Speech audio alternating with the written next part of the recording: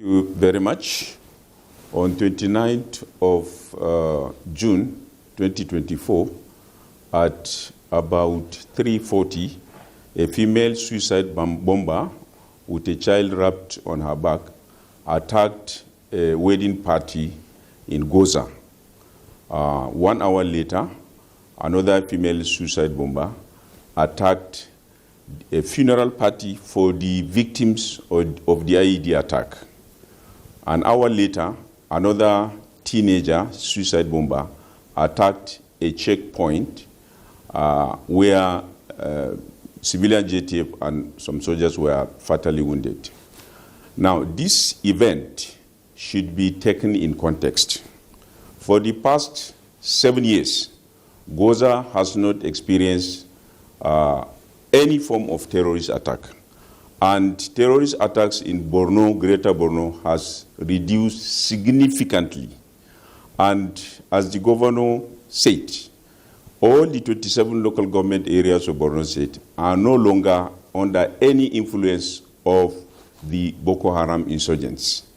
The concerted effort of the multi-agency, joint task force and Operation Hardin Kai have ensured that terrorism, Boko Haram, is significantly degraded using the kinetic approach. The Borno State government and the federal government of Nigeria have also invested heavily in the non-kinetic approach. So what we are having is a group of terrorists that were seriously degraded, that were looking for an opportunity to embarrass the efforts of the government. Also, the Borno State government has begun work in decommissioning all the IDP camps in the state, starting with the state capital. As I speak to you, 90% of IDP camps in Maiduguri have been closed down and the people have been returned back. The resettlement effort of the Borno State government is also on course. The governor declared in December at the budget speech, 2024 budget speech, that villages and towns will all be resettled. This has not gone down well with the Boko Haram terrorists. And around the Goza mountain, the Mandara mountain, the Boko Haram have been pushed to the Mandara mountains. So they are looking for a space to ventilate, and this they did. Just like 9/11 happened, 29/6 happened in Goza. It was very unfortunate, but it is the fallout of the degradation of the Boko Haram insurgency. To stay with you, because this unfortunate and tragic event underscores the need for enhanced security, and in Goza, it was a well-coordinated attack between 3 p.m.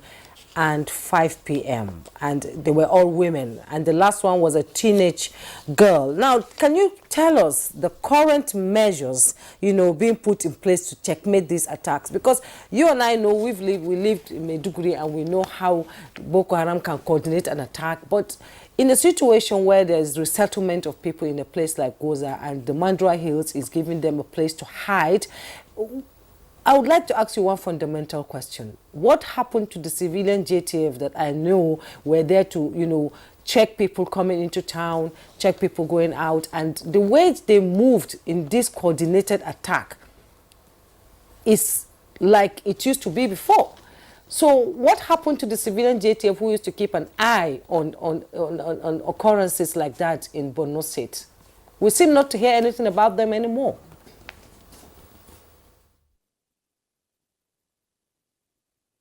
Very much. The civilian JTF work very closely with the armed forces, and they are deployed all over the state.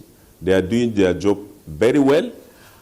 This is just an unfortunate event, and probably the suicide attackers did not follow the normal channel of transportation. Probably they were smuggled into Goza, and for that we could not blame the civilian JTF.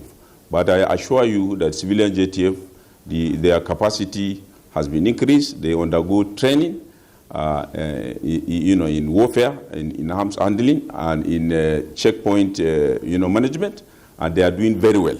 But for this particular event, it could well be that the attackers were smuggled into Goza. That was very unfortunate.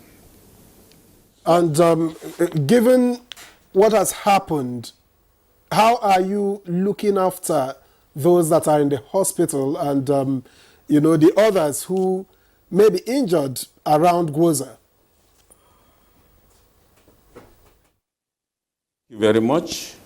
Yesterday at about 5 o'clock, the acting governor of Borno State, His Excellency Alhaji Umar Usman Kadafur, flanked by the Senator representing Borno South, Senator Alindume, and the member representing Goza, Honorable Babao, and other top government functionaries, visited the Maiduguri Borno State Specialist Hospital, where all the injured were transported and are being cared for. The governor expressed his agony, and he assured the victims that they will be catered for, on the cost of the Borno State government. Instantly, the governor pledged 5 million naira and also pledged to continue to support all the victims. As for the dead ones, they were all, buried according to Islamic injunction, and the cost was, borne by the Borno State government.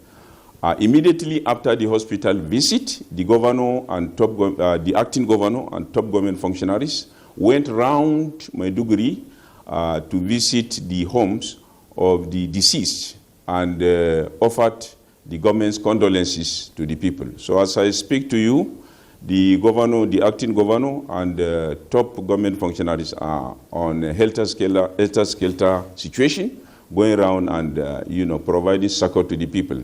This morning, the governor is to visit Goza in order to go and condole with the people and to provide assurances to the people. So the Borno State government is not resting on her oars in order to ensure that this unfortunate event does not repeat itself, and those who are affected by this event are catered for. The government has officially condoled the families of those who are affected by this incident. We seem not to have an accurate figure, Professor Tar, of the dead or the wounded, and so far we hear that no organization has claimed responsibility for the bombing in Goza. Can you give us some of the figures? Thank you very much. We dispatched the Borno State Emergency Management Agency. The CEO of the agency, Dr. Saidu Barkindo, is on ground. He has been on ground the moment the event happened, and he has been providing real-time information, intelligence on the ground. Also, the DPO of Goza is on ground, providing detailed information. The initial figure was 10 deaths and about 20 injury.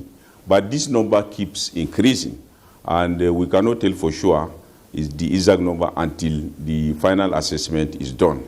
It is a work in progress. It's an ongoing operation in order to determine numbers, determine factors, and also get into the root of the subject matter. So as I speak to you, the number stands at 15 deaths and 20 injuries.